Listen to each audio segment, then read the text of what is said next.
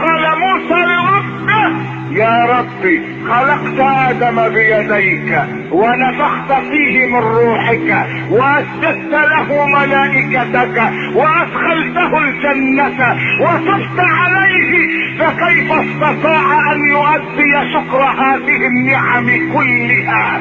فقال له الله: يا موسى، يكفي من ادم انه قال الحمد لله رب العالمين.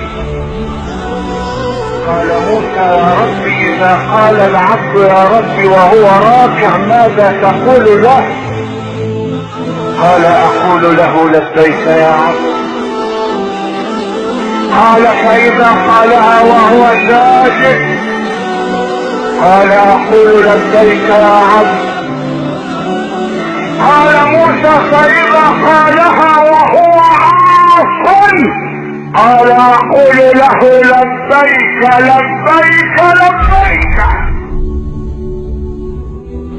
ان الله تعالى يقول لموسى بن عمران على نبينا وعليه الصلاة والسلام وهو يتلقى التوراة، قال موسى لربه: يا ربي، اني ارى مكتوبا في التوراة ان هناك امة تأتي اذا استقرت اللقمة في بطونهم غفرت لهم، لانهم يبدأون الطعام بسم الله ويختمونه بالحمد لله.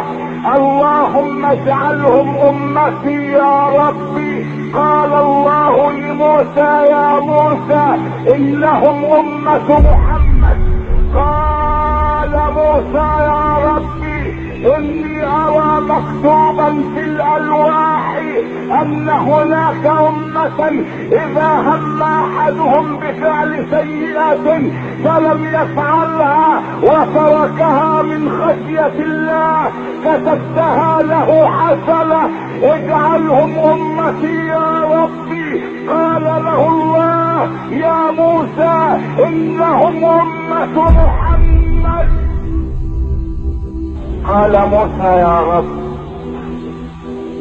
ارى مكتوبا في الالواح ان هناك امة اذا هم احدهم بفعل حسنة ولم يفعلها كتبت له حسنة، فاذا فعلها كتبت له 10 حسنات الى 700 ضعف، اجعلهم امتي يا رب.